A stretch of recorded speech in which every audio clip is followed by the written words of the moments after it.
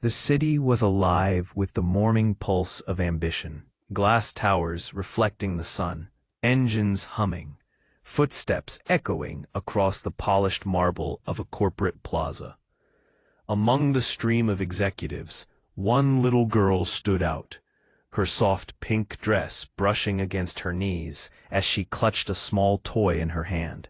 Her name was Sophie, a quiet 6-year-old whose mother, Clara, worked as a corporate translator for one of the wealthiest businessmen in the city, Mr. Liang, a self-made millionaire whose empire stretched across continents. That morning was supposed to be routine.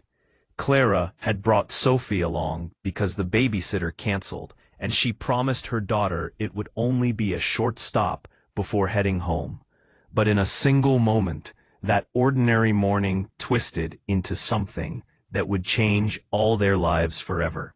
Before we dive deeper, if you believe in kindness, courage, and second chances, then please take a moment to like, comment, share, and subscribe to Kindness Corner. Your support helps stories like this reach more hearts. The morning light poured through the towering glass entrance as Clara crouched beside Sophie, adjusting her cardigan.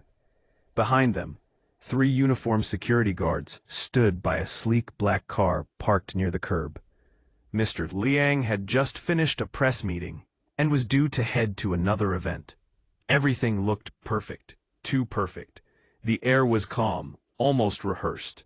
Sophie's curious eyes wandered from her mother to the guards, who were speaking quietly among themselves. She tilted her head, catching words she didn't understand. And then suddenly, she did. Clara had been teaching Sophie small phrases in different languages for fun, and Chinese happened to be one of them. The girl recognized just enough to freeze where she stood. The words floated from their mouths like ice. The bomb is under the seat. He won't make it past the bridge.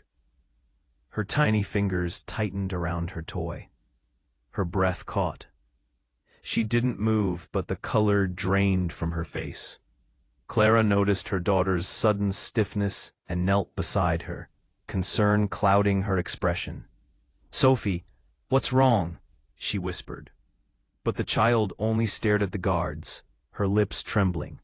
Mr. Liang was walking toward the car, shaking hands with a few associates, smiling as if the world were his. Sophie turned toward him, her small voice breaking through the hum of engines and chatter. "Don't get in the car." For a moment, the plaza froze. Heads turned. The girl's cry sliced through the air like an alarm bell.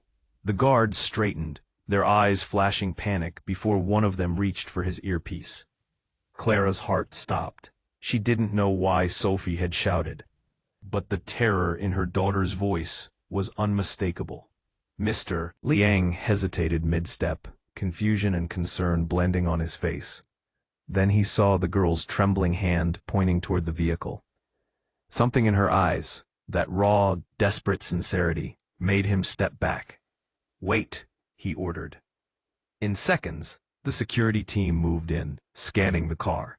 One of the guards, nervous and sweating, tried to deflect, insisting everything was fine.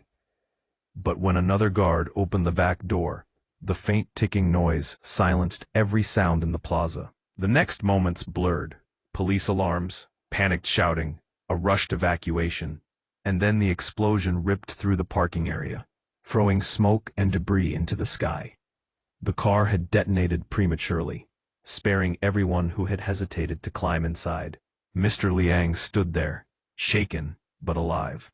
The force of the blast had knocked him backward, his white shirt streaked with dust. Sophie clung to her mother's waist, eyes wide, sobbing softly. The surviving guards were apprehended immediately. 2 of them turned out to be imposters hired through a shadow security firm, part of a plot that investigators later uncovered as a targeted assassination attempt. Hours later, when the chaos settled, the millionaire sat across from Clara and Sophie in the sterile calm of the police station. His eyes, usually sharp and calculating, now carried something new: gratitude and guilt. "She saved my life," he said softly.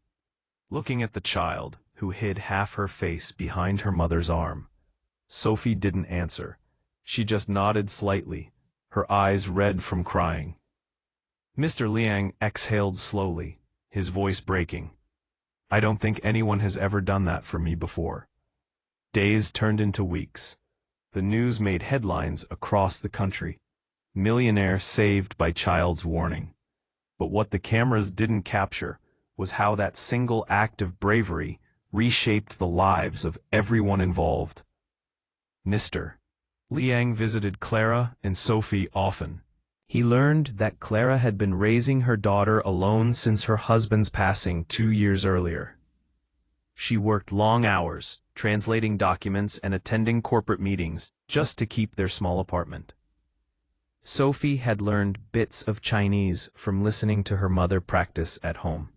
The same language that unknowingly helped her prevent a tragedy. What began as gratitude soon became something deeper. Mr. Liang found comfort in their presence. The laughter he'd long forgotten, the warmth of home he hadn't felt in years. For Sophie, he became like the father she missed so deeply, someone who listened to her stories and encouraged her curiosity. For Clara, he was a reminder that kindness still existed in a world that often felt cold and transactional.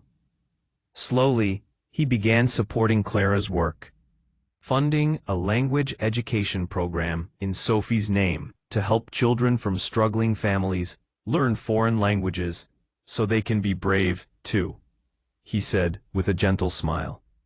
But what truly changed Mr. Liang wasn't the act of being saved. It was realizing how little things he had ignored in his life could mean everything.